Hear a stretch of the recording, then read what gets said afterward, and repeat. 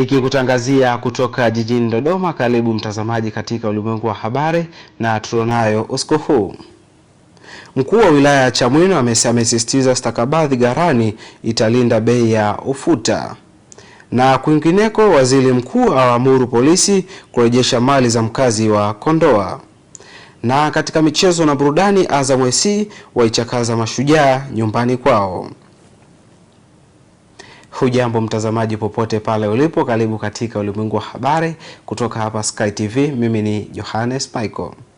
Na moja kwa moja tukianza taarifa zetu, ambapo mkuu wa wilaya ya Chamwino Bi Janet Mayanja ameagiza vijiji vyote vilivyomaliza zao la ufuta kuhakikisha mazao hayo hayauzwi nje ya mfumo wa stakabadhi ghalani ili kuwalinda wakulima dhidi ya unyonyaji na kuwezesha kupata bei yenye tija.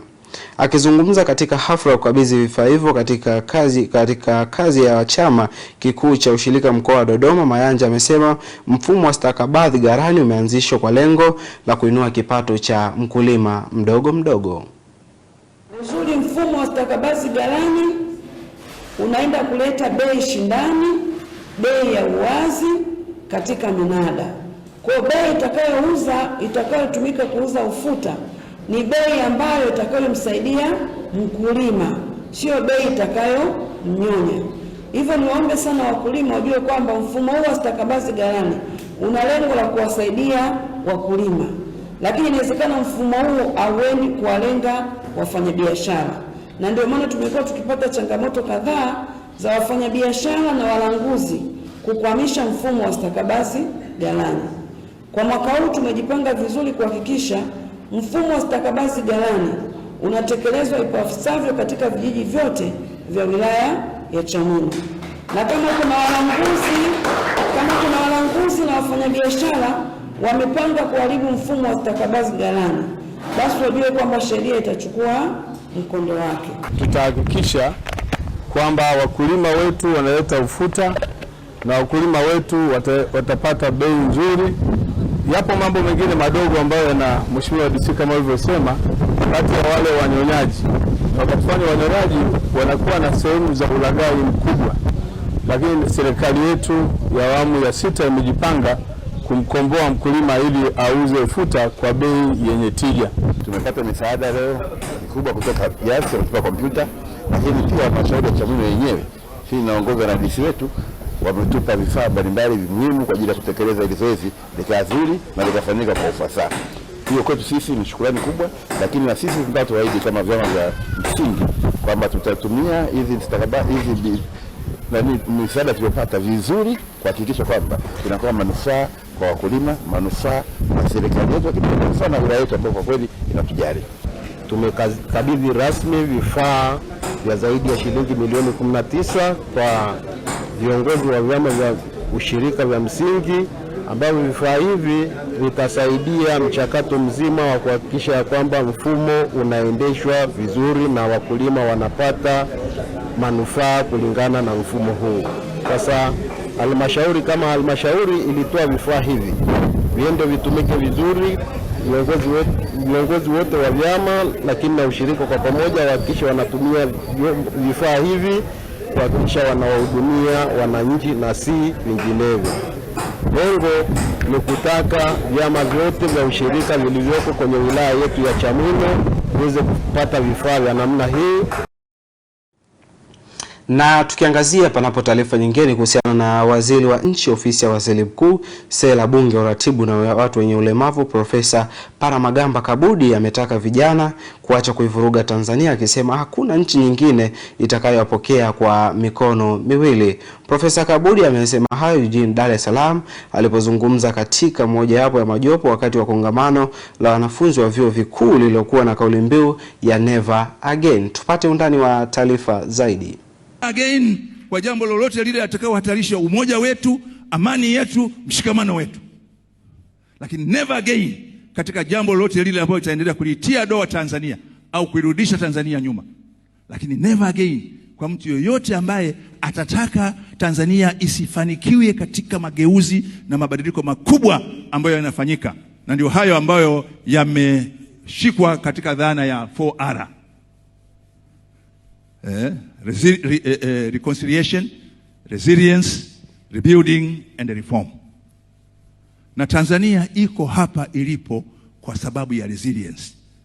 Ndio maana nilisema ningetamani pawe na muda mwingi. Hicho nilichokisema ni kiduchu cha yale yote ambayo nilikuwa nimefanya nini? Nimeandaa. Lakini kwa sababu leo ni utangulizi, nina hakika tutapata nafasi siku nyingine. Lakini msisahau, hakuna nchi mbadala kwenu kama Watanzania nje ya Tanzania.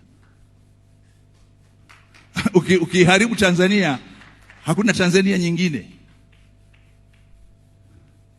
Lakini pia msidhani ukiivuruga Tanzania una mahali pa kukimbilia ambapo utapokewa na mikono miwili au mitatu. Hakuna.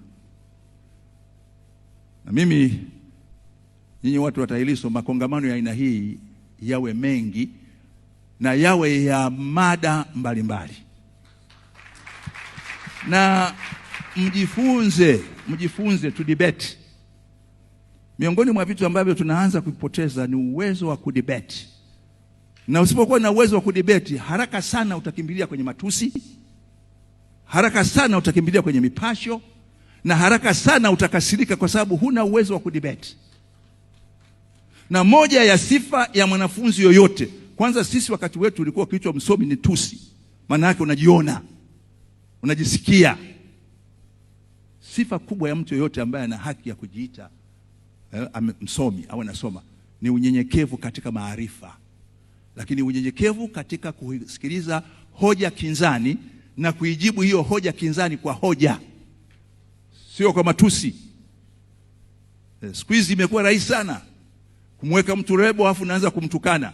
Sasa ukinitukana mimi ni furaha kwako, kwa sababu matusi mengine hata nashangaa unamtukana mtu ambaye alinileta duniani. Sasa mimi inanihusu nini? Lakini tunafika huko kwa sababu tunaanza kupoteza uwezo wa kudebate.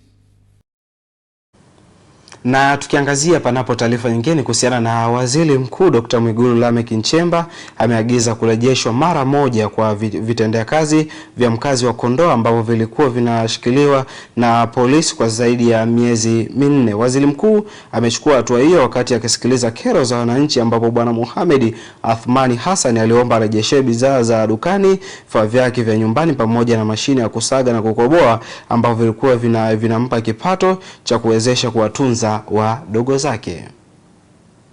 Waziri Mkuu, nina familia wadogo zangu 4 wanaesoma wakinitegemea, maana wazazi wote walishafariki. Na mpaka sasa hivi sina uwezo wa kuhudumia familia. Ilikuwa lini? Ilikuwa mnamo tarehe 24 mwezi wa kwanza mwezi huu. Mnamo mwezi wa kwanza 2026 mwaka huu. Sasa wakabeba vitu, wewe wakakuacha. Sasa vitu ndio viliiba. Walinichukua mimi, lakini walivontoa nilikaa kitoni ndani ya miezi 2 kasoro. Baada ya kutoka nimefuatilia vitu vyangu, lakini wananiambia wanipe vitu baadhi ambavyo ni vitu vya dukani, lakini mpaka hivi sasa Mheshimiwa Waziri Mkuu, kuna vitu vya kuharibika na nahofia hasara ambayo nitakaipata. Mimi niligoma kupokea vitu baadhi. Maana nikiangalia kitega uchumi cha kwangu kikubwa nilichokuwa kikinisaidia ni mashine hiyo ya kusaga, na wao wananiambia nisubiri kwanza, na sielewi sababu ya msingi. Mashine iko wapi?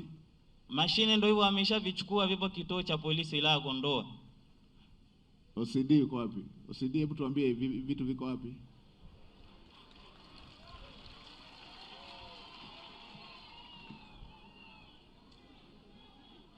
Sasa bwana, najua mna vitu vingine vya masuala ya kiupelelezi, lakini kwa kuwa mashine hiyo sio ya wizi na hivyo vitu muda wote yule anataka kuvirudisha, na huyo mtu mnamjua yupo na mpaka leo kaja hapa, nendeni mkamrudishie vitu vyake. Mheshimiwa, tumekuelewa. Nendeni mkarudishe vitu vyake vyote mlivyochukua. Tumekuelewa Mheshimiwa, litatekelezwa. Haya.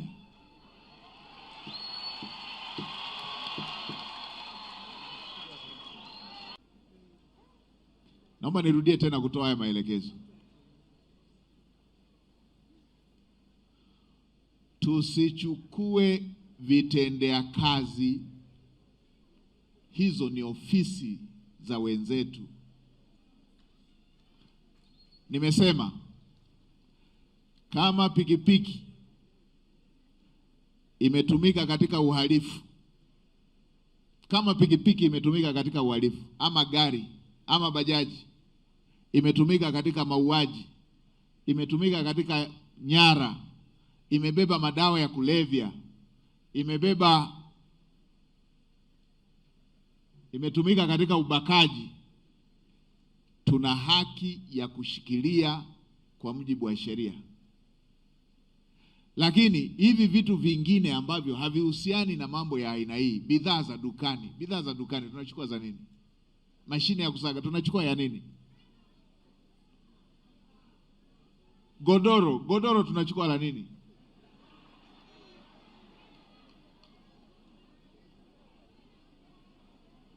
Tunachukua la nini?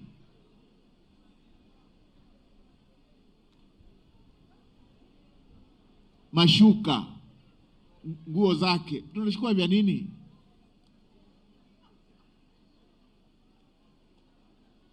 Na mtu muhusika mwenyewe yupo, tumeshampata. Sasa tunasomba hivi vingine hivi vyote vya nini? Fedha tunasomba, tunachukua ya nini?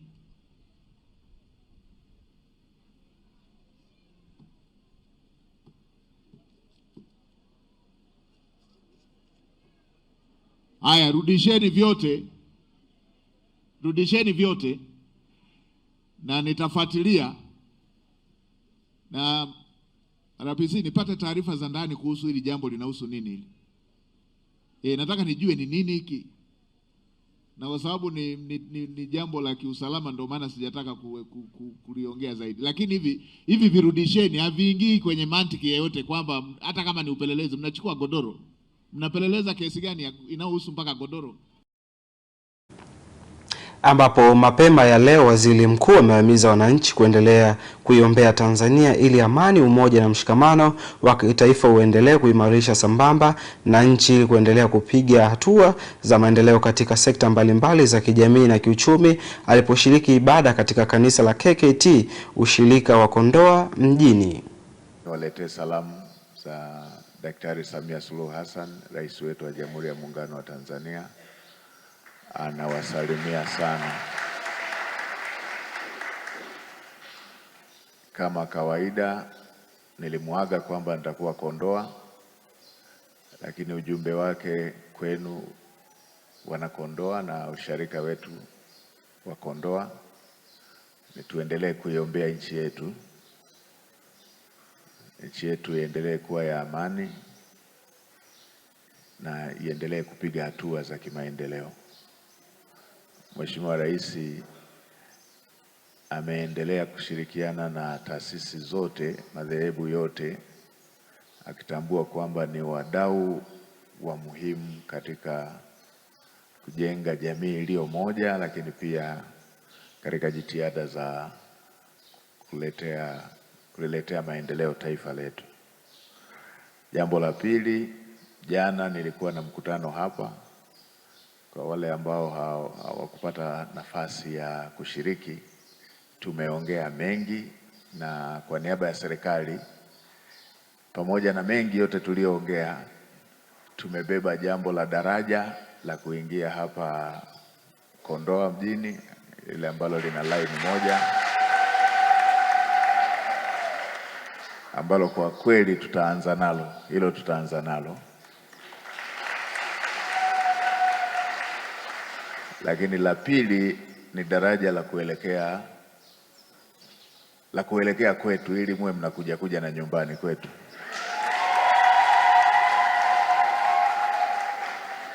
Barabara ya kwenda Hanang.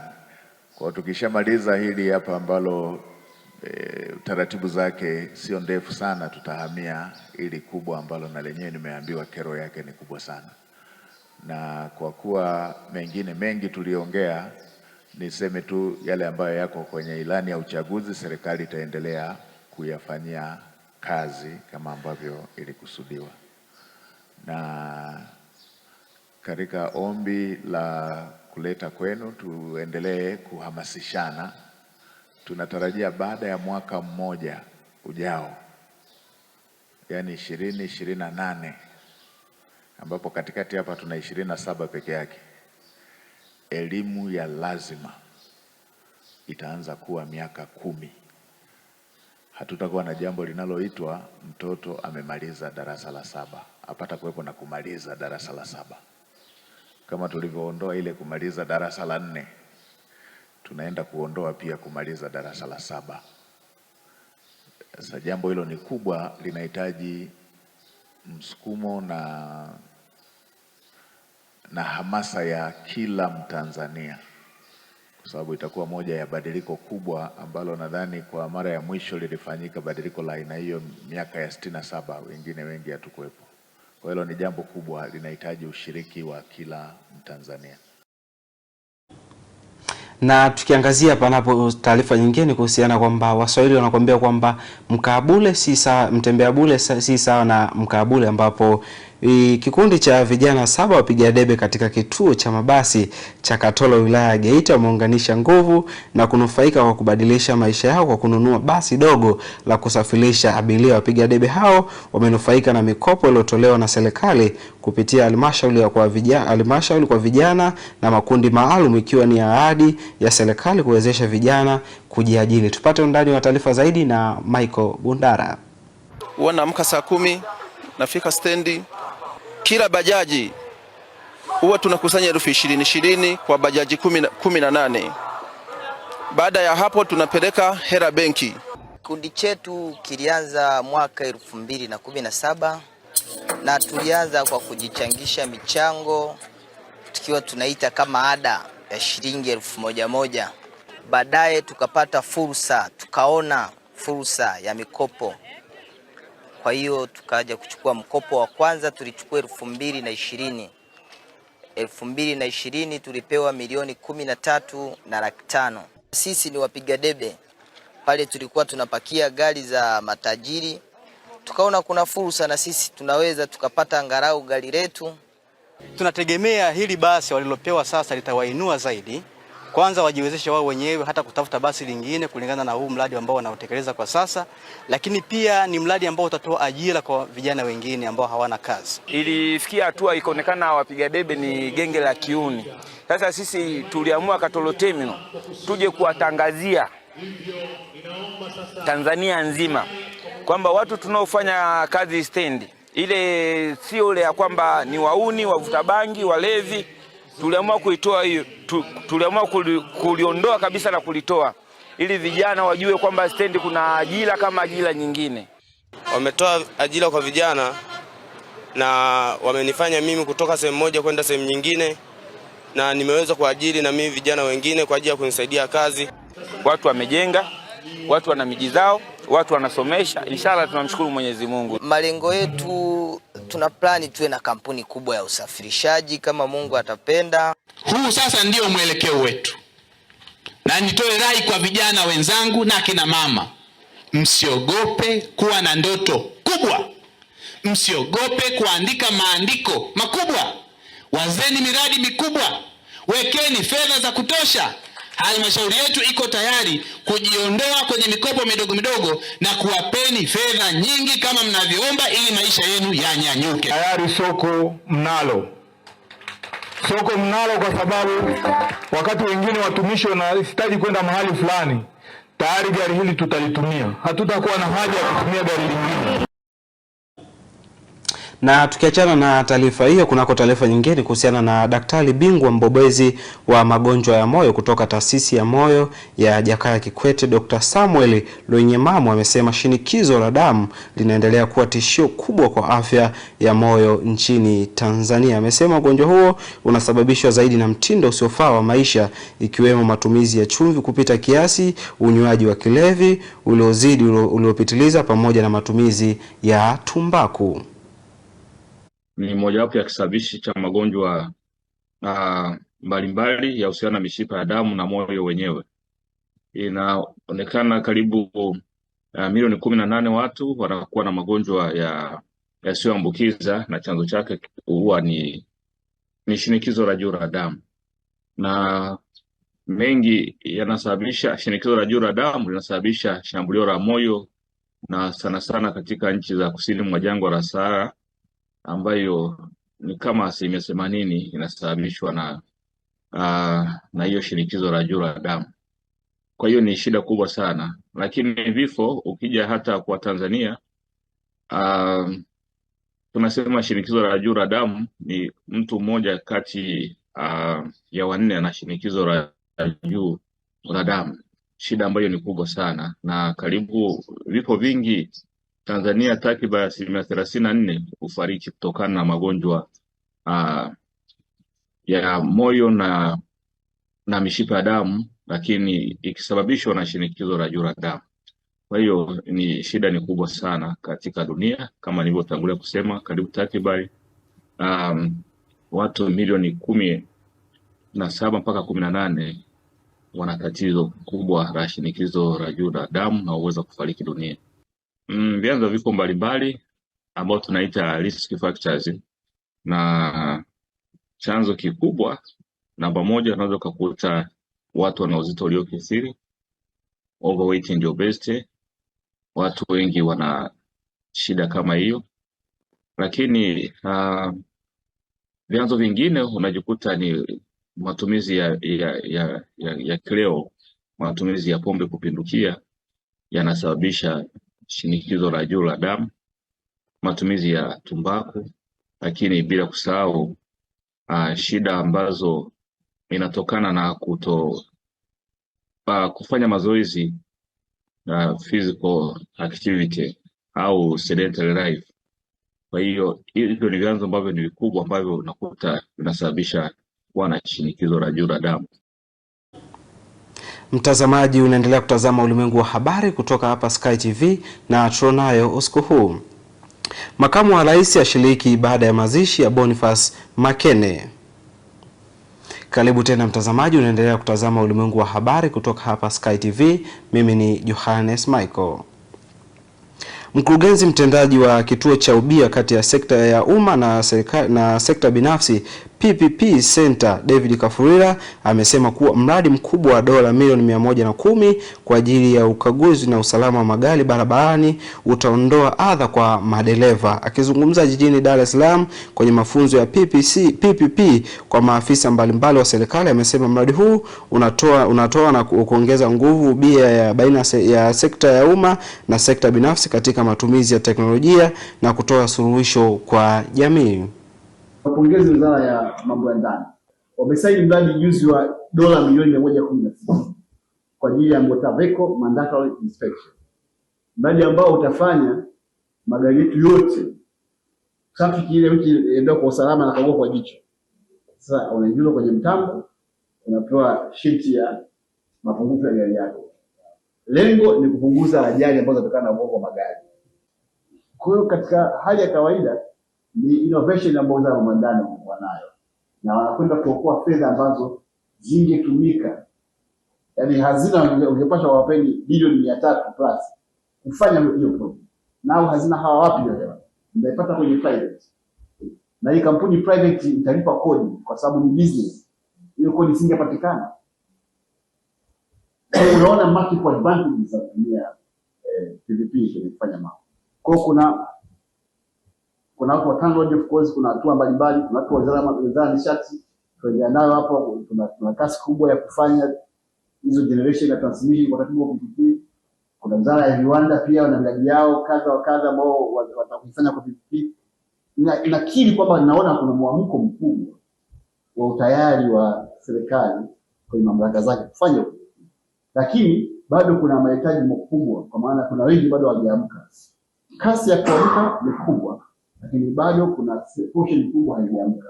Kwa tuamke, tutumie hii kama opportunity ya kufanya mambo badala ya kutegemea kodi ya serikali. Kuna baadhi ya wizara nature yake ya miradi yake inaweza ikawa inasumbua jinsi ya kuelewa. Kikubwa ni consultation, kwamba wewe kama desk officer hapa kwenye PPP Center ndio ofisi yako nyingine. Yaani ukiwa desk officer wa Wizara ya Ulinzi, maana yake ofisi yako nyingine ni PPP Center. Usichoke kubisha hoja, kuuliza hiki, kuuliza kile. Hii nchi ina asset nyingi sana ambazo ziko dormant, nyingi sana. Hata Wizara ya Ulinzi wana asset nyingi ambazo ziko either underutilized au ziko completely dormant, hazigenerate. Lakini tukiweza kuzitumia hizo assets ziweze kuzalisha, kujenga uchumi mkubwa.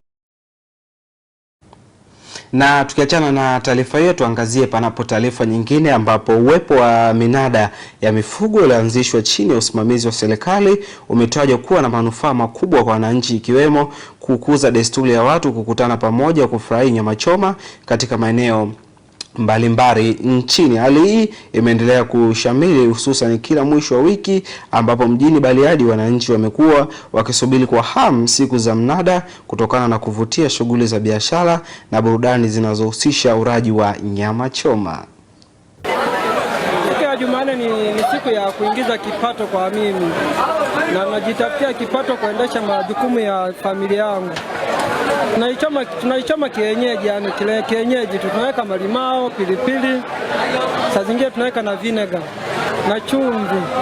Watu kupenda kula nyama ni maanisha kwamba wanapenda kula nyama ambayo inachoma, wanajua kabisa hii ni ya mbuzi. Yani tunachoma asili kabisa, mbuzi zinapochinjwa machinjioni na mpaka inapokuja kuchoma watu wanaona.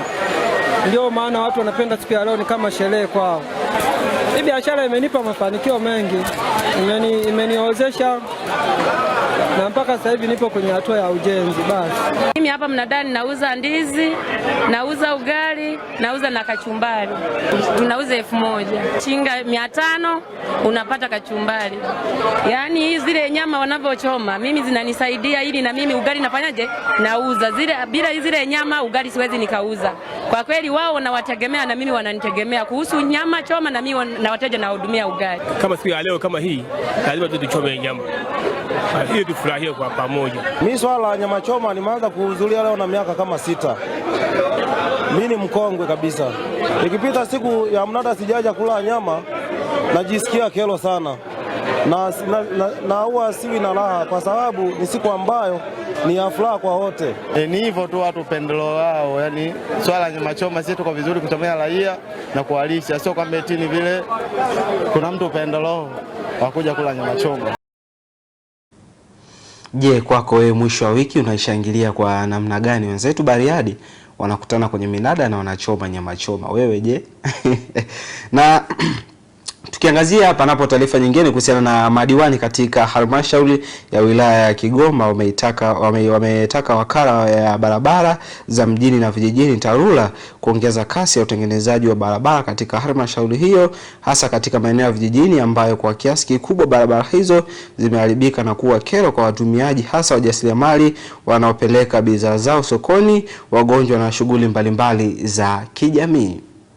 Tuna changamoto sana za barabara, ukizingatia sisi kwa 99% tunategemea sana hii taasisi ya serikali ambayo ni TARURA, ambayo ndio inatuhudumia. Lakini kwa bahati mbaya nadhani ukifuatilia kwa ukaribu sana, TARURA imekuwa haina bajeti ya kutosha. Kwa hiyo tuna barabara nyingi ambazo zinahitaji service ya hawa watu, lakini kwa bahati mbaya ukiwafuata bajeti zao unakuta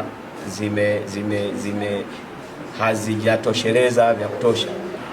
Kijiji cha Mgaraganga kuna zahanati pale, kuna daraja ambalo halifanyi kazi, kuna daraja lingine limejengwa mwezi wa pili hivi ninavyokuambia, mvua ingenyesha tena halipo, ambapo inakuwa ni vigumu kuweza kuwahudumia wananchi pale ambao watakuwa kuna mgonjwa kuna nini. Haya, ukienda Kirembera daraja la Mungonya kule lilitengenezwa kwa sababu ya mbio za mwenge. Huku mbele kulikuwa na kabati nyingine, walifunga tulile basi hawakujaza, hawaangalii.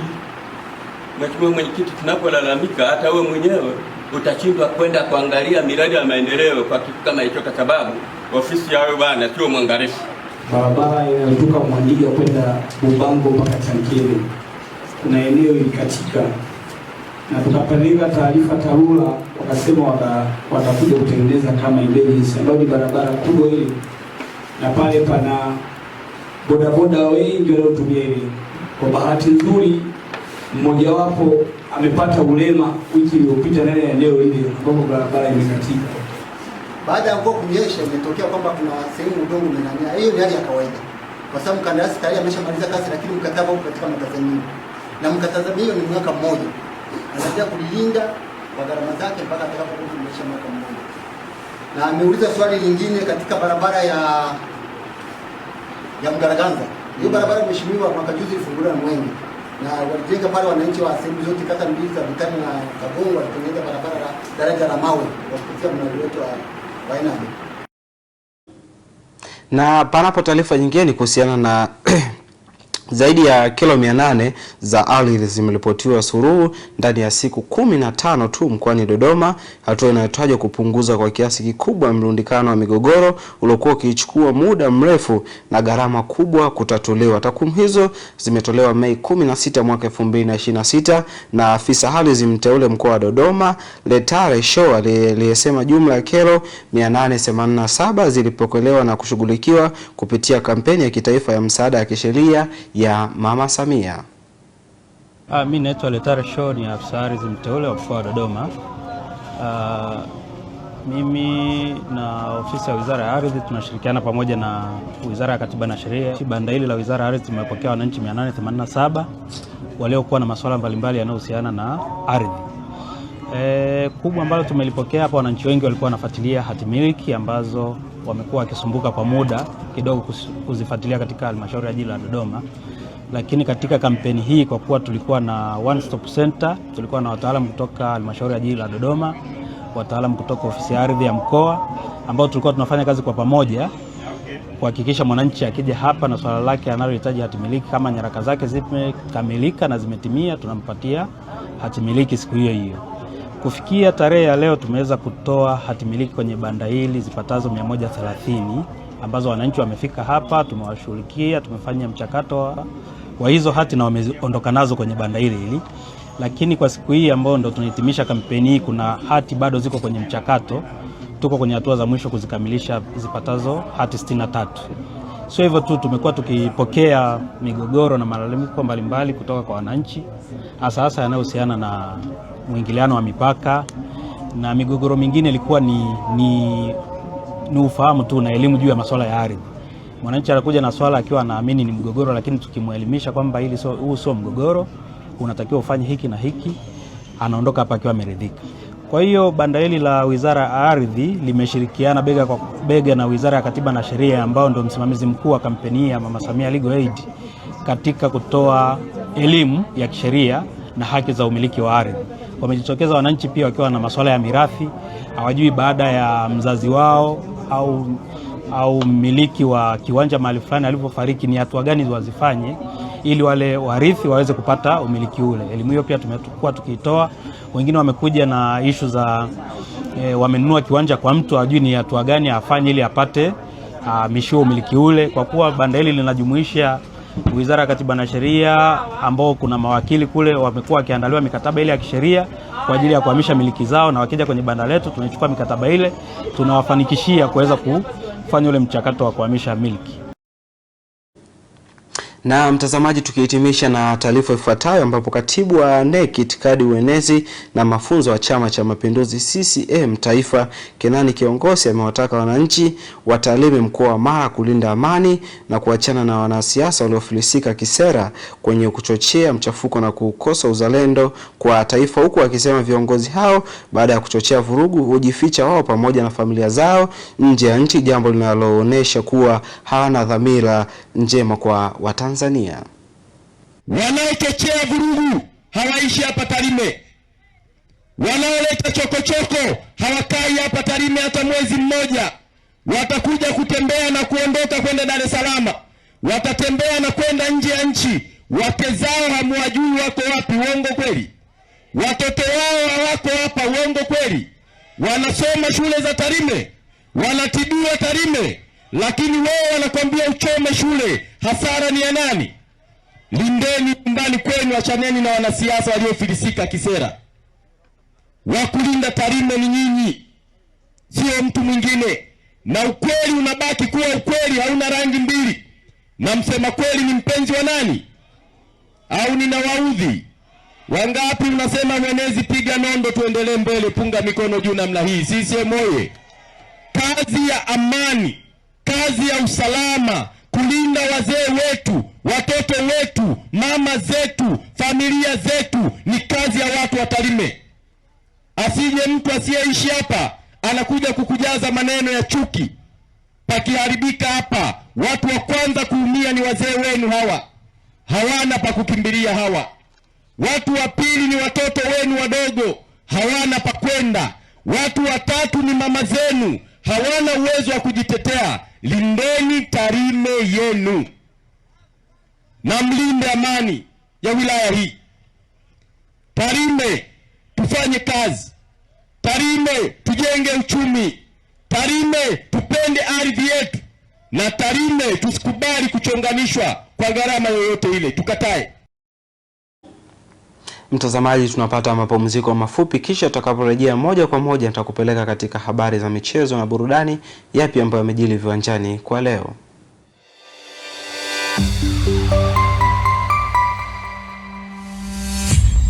Sky TV.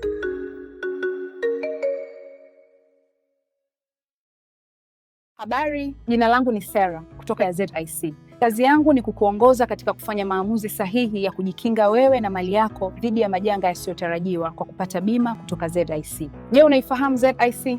ZIC ni shirika la bima lililoanzishwa mwaka 1969 kutoa huduma za bima kwa wananchi, taasisi za umma na binafsi kwa lengo la kulinda uchumi wa watu binafsi na nchi yetu kwa ujumla.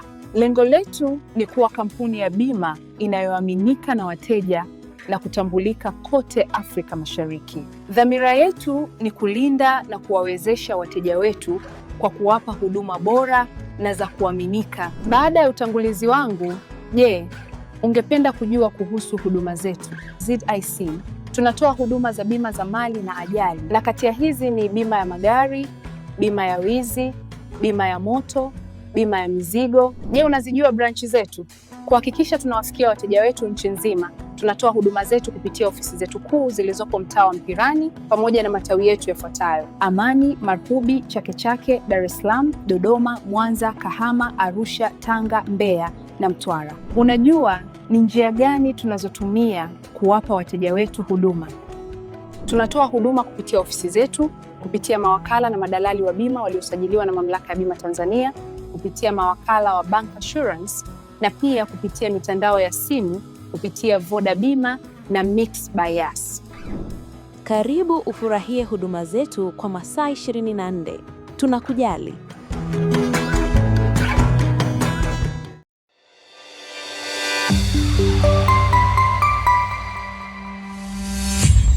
Sky TV.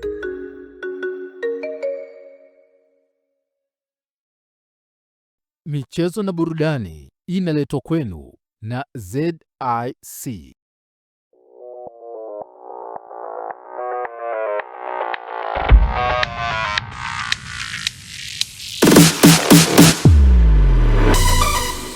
Habari za michezo na burudani. Na mtazamaji, tumerejea moja kwa moja nikikupeleka viwanjani. Tunaanza na taarifa ambapo waziri wa habari, utamaduni, sanaa na michezo Mheshimiwa Paul Makonda amesema mchezaji na nahodha wa zamani wa klabu ya Manchester United na timu ya taifa ya Uingereza Leo Ferdinand anatarajiwa kuja kutembelea nchini Tanzania tarehe 19 mwezi Mei mwaka 2026. Makonda amesema hayo Mei 16 mwaka 2026 wakati wa hafla ya chakula cha jioni ya mkutano wa mwaka wa 31 uliofanyika jijini Arusha. Ameeleza kuwa hatua hiyo inalenga kufungua milango ya Tanzania na kuwa kivutio kwa wageni wengi wa mataifa mbalimbali kufika na kuleta mchango katika taifa letu. Profesa Neema, Wizara yetu ya Habari, Sanaa, Michezo na Utamaduni. Huu ni mwezi wangu wa 3 wa kuwa waziri. Mpango wangu nikimaliza mwaka mmoja, kama Watanzania hamtaona mabadiliko ya ile wizara, mimi najiuzuru mwenyewe. Lakini na mpango ndani ya mwaka mmoja, nataka wafanyakazi wa Wizara ya Fedha waombe uhamisho kutoka utumishi wahamie Wizara ya Habari, Michezo, Sanaa na Utamaduni, Hii ndio wizara ya kula bata. Hii ndio wizara ya kuondoa stress kwa Watanzania. Hii ndio wizara ya kutengeneza ajira za uhakika na kila anayefanya anafurahia kazi yake. Tumeanza na Drogba, watu hawakuamini, lakini nazo habari njema. Profesa Neema, mwenyekiti wetu wa bodi ya CRDB, siku ya Jumanne namshusha Rio Ferdinand, anakuja hapa akiwa ni captain wa England na mchezaji mahiri wa timu ya Manchester. Tutakuwa na tua naye moja nzuri ambayo haijawahi kutokea, na moja sababu kubwa ya kumtaka yule, mabingwa wote na mabilionea wote akiwemo David Beckham ni watu wake. Sasa msinionee wivu Makonda anavyopenya hivyo, mimi naenda duniani kimya kimya kwa maelekezo ya Daktari Samia Suluhu Hassan. Na juzi wakati naongea naye akaniambia amealikwa na Ronaldo, nikamwambia mwambie Ronaldo basi kwamba kuna nchi inaitwa Tanzania. Alipomwambia Ronaldo akamwambia mambo yakikaa vizuri, baada ya haya mambo yanayoendelea nitaikanyaga ardhi ya Tanzania kwa heshima ya Daktari Samia Suluhu Hassan. Kwa CRDB mkiwa wadau wakubwa na wizara yetu ya maliasili na utalii, tunataka tufungue milango yote ya kuifanya Tanzania ifikike kama ambavyo Daktari Samia Suluhu Hassan ametuelekeza. Jamani, kukaa na kuongea na watu wenye hela kuna raha yake, si ndio? Si kuna raha Naomba niwaage kwa kusema hivi, muangalie tena jirani yako. Muangalie tu. Wewe muangalie, muangalie tu machoni, macho kwa macho. Muangalie tu jirani yako.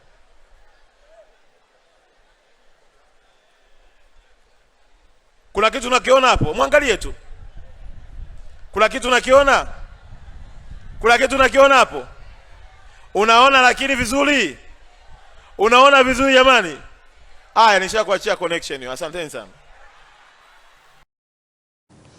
Na tukiangazia panapo taarifa nyingine ni kuhusiana na Rais wa heshima wa Simba Mohamed Dewji leo ametembelea kambi ya timu hiyo jijini Dar es Salaam na kufanya mazungumzo maalum na wachezaji pamoja na benchi la ufundi. Lengo kubwa la bosi ni kurejesha morali na kutoa hamasa kuelekea michezo ya lala salama ya mwisho wa msimu huu. Ujio wa bilionea Mo Dewji umekuja katika wakati muafaka, huku wekundu wa Msimbazi wakikabiliwa na mchezo mgumu wa robo finali ya kombe la shirikisho la CRDB dhidi ya TRA ambao unaendelea mpaka hivi sasa, ambao umepigwa katika dimba la KMC Complex, na mpaka hivi sasa napokea taarifa ni klabu ya Simba inaongoza idadi ya mabao 2-0, ambapo mazungumzo hayo yanatajwa kuongeza wachezaji mzuka, pambano linalohakikisha kunavuka salama hatua na kuweza kuendelea kuiweka klabu sehemu ambayo ni salama zaidi. Na tukiangazia panapo taarifa nyingine kuhusiana na afisa michezo mwandamizi wa Baraza la Michezo la Taifa BMT Bwana Charles Maguzu amesema lengo la BMT ni kuwafikia walimu wote wa michezo nchini ili kujenga wataaluma wabobezi na ufundishaji wa michezo katika shule za msingi na sekondari ngazi zote. Bwana Maguzu ameyazungumza hayo Mei 15 wakati wa kuhitimisha mafunzo ya walimu wa michezo yaliyodumu kwa siku 5 katika uwanja wa Tanzanite Kwala mkoani Manyara. Mafunzo haya lengo lake ni kuongezea ujuzi walimu wa michezo na kuwajengea uwezo wa kuweza kufundisha michezo mashuleni. Tunafahamu kwamba ili michezo iweze kufundisha vizuri katika dunia sasa, tunahitaji walimu wabobezi wenye taaluma ya kufundisha michezo mashuleni kwa ajili ya kuweza kuidentify vipaji na hatimaye kuviendeleza tupate wachezaji walio bora katika timu zetu za michezo mbalimbali hapo baadaye. Michezo ambayo tumewafundisha walimu hawa ni mpira wa miguu, netiboli, uwavu, na riadha pamoja na mpira wa kengele, yani goalball. Tunatekeleza jukumu hili la kutoa mafunzo ya michezo kwa walimu ikiwa ni muendelezo wa program ambazo ziko Baraza la Michezo la Taifa kwa kushirikiana na Chuo cha Maendeleo ya Michezo Maria, ambako tuna program za sports community, yani michezo kwa jamii. Tumekuwa tukifundisha miaka ya nyuma na sasa hivi tunaendelea kufundisha kwa kasi kubwa. Hii ni katika kutekeleza maelekezo ya Mheshimiwa Waziri wetu wa Michezo, Mheshimiwa Paul Makonda, ambaye ameelekeza kasi ya ufundishaji wa walimu wa michezo iongezeke maradufu. Tulikuwa tunafanya huko nyuma, lakini sasa hivi kasi imekuwa kubwa zaidi. Lengo letu ni kuwafikia walimu wote nchi nzima, ili tuweze kuwa na wataalamu wa wabobezi katika ufundishaji katika kila shule ya msingi, sekondari, katika level za wilaya, mkoa, kata na tarafa. Kikubwa zaidi, nitumie nafasi hii kuwashukuru sana ofisi ya Rais TAMISEMI kwa kutoa ushirikiano wa hali ya juu kuhakikisha kwamba tunafanya mafunzo haya. Lakini pia niwashukuru sana viongozi wakuu kutoka Wizara ya Habari, Utamaduni, Sanaa na Michezo kwa kuweza kutoa ushirikiano pamoja na TAMISEMI na Baraza la Michezo la Taifa BMT pamoja na Chuo cha Maendeleo ya Michezo Maria, kuona kuna haja kushirikiana kwa pamoja ili kuweza kutoa mafunzo kama haya. Baraza la Michezo la Taifa BMT tutaendelea kutenga fedha za kutosha kwa kadri tunavyoweza ili tuweze kuyafacilitate mafunzo kama haya. Mkumbuke kwamba mafunzo haya yanagharimiwa na Baraza la Michezo la Taifa BMT, na wote ambao wameshiriki hapa wamefanya kwa kutekeleza mkakati wetu wa kuwafikia wananchi wote kupata mafunzo ya michezo yote hapa nchini. Tumeanza na hii michezo 6, jinsi tunavyozidi kwenda tutakwenda na ile michezo mingine ambayo hapa sijaitaja. Lengo ni kuhakikisha kila Mtanzania ambaye anataka kushiriki mchezo wote ule asimkose mwalimu ambaye atashindwa kumfundisha yeye kufikia malengo ya kucheza huo mchezo. Hili linawezekana na tuna mipango ya muda mfupi na mipango ya muda mrefu. Kikubwa na tukikwea pipa moja kwa moja hadi kimataifa ni kuhusiana na mshambuliaji wa kimataifa wa Denmark Rasmus Højlund amejiunga rasmi na klabu ya Napoli ya nchini Italia kwa makubaliano ya kudumu akitokea Manchester United. Uhamisho huu umekamilika baada ya Napoli kufanikiwa kufuzu michuano ya ligi ya mabingwa Ulaya UEFA Champions League, hatua iliyoamsha kipengele cha lazima kumnunua mchezaji huyo kwa ada ya shilingi bilioni 10 shilingi 133.1 bilioni sawa na euro milioni 44. Kutokana na makubaliano hayo, Manchester United itanufaika na jumla ya shilingi 150.2 bilioni sawa na euro milioni 150, kiasi kinachojumuisha sawa na shilingi 18.1 bilioni, huku euro milioni 6 zilizopewa awali kama ada ya mkopo pamoja na kuokoa mzigo mkubwa wa mshahara wa mchezaji huyo. Na tukiangazia panapo taarifa nyingine ni kuhusiana na kocha Jose Mourinho ameaga kwenye klabu ya CR Benfica bila kupoteza mchezo hata mmoja katika ligi msimu huu. Hata hivyo, rekodi hiyo haijatosha kuweza kupata fursa ya mashabiki ama yeye binafsi kuweza kunyanyua taji hilo, kwani amefanikiwa kushinda michezo 23, draw 12 Sporting. Matokeo haya yanamaanisha Benfica itakosa michuano ya ligi ya mabingwa Ulaya UEFA Champions League msimu ujao. Na mtazamaji wa Ulimwengu wa Habari, naondo mwisho wa habari za michezo na burudani. Moja kwa moja tunakwenda kutazama utabiri wa hali ya hewa kwa saa 24 zijazo. Ni kipi ambacho kitatokea katika mikoa mbalimbali. Ya Jumapili, mpenzi mtazamaji, na karibu katika utabiri wa hali ya hewa wa saa 24 zijazo kuanzia saa 3 usiku. Tafadhali ungana nami Ramadhani Omari kutoka Mamlaka ya Hewa Tanzania. Na kwa kwanza tuangalie mfumo pepo, ambapo inaonyesha upepo unatarajiwa kuvuma kwa kasi ya kilomita 30 kwa saa, hususan katika maeneo ya ukanda wetu wa pwani ya Bahari ya Hindi pamoja na Ziwa Nyasa. Kwa maeneo ya Ziwa Victoria, Ziwa Tanganyika pamoja na Ziwa Rukwa, upepo unatarajiwa kuvuma kwa kasi ya kilomita 20 kwa saa. Hali ya bahari pamoja na ziwa inatarajiwa kuwa na mawimbi madogo hadi makubwa kiasi. Na kwa siku ya leo, maeneo yanayozunguka Ziwa Victoria yanatarajiwa kuwa na hali ya mawingu kiasi, mvua na ngurumo za radi katika maeneo machache. Na kwa maeneo nyanda ya juu kaskazini mashariki kunatarajiwa kuwa na hali ya mawingu kiasi na mvua nyepesi katika maeneo machache. Na maeneo mengine ya nchi yaliyosalia yanatarajiwa kuwa na hali ya mawingu kiasi na makavu kwa ujumla. Na kwa siku ya kesho, maeneo yanayozunguka Ziwa Victoria yanatarajiwa kuwa na hali ya mawingu kiasi, mvua na ngurumo za radi katika maeneo machache na vipindi vya jua. Kwa maeneo nyanda ya juu kaskazini mashariki kunatarajiwa kuwa na hali ya mawingu kiasi, mvua katika maeneo machache na vipindi vya jua. Na maeneo ya pwani yetu ya kaskazini kunatarajiwa kuwa na hali ya mawingu kiasi na mvua nyepesi katika maeneo machache na vipindi vya jua. Na maeneo mengine ya nchi yaliyosalia yanatarajiwa kuwa na hali ya mawingu kiasi na vipindi vya jua. Na matarajio ya hali ya hewa kwa siku zijazo ni kama ifuatavyo. Kwa mkoa wa Dar es Salaam tunatarajia hali ya mawingu kiasi na mvua nyepesi katika maeneo machache. Kwa mkoa wa Dodoma tunatarajia hali ya mawingu kiasi na vipindi vya jua. Mkoa wa Mwanza tunatarajia hali ya mawingu kiasi, mvua na ngurumo katika maeneo machache. Mkoa wa Mbeya tunatarajia hali ya mawingu kiasi na vipindi vya jua. Na mkoa wa Kilimanjaro tunatarajia hali ya mawingu kiasi, mvua katika maeneo machache.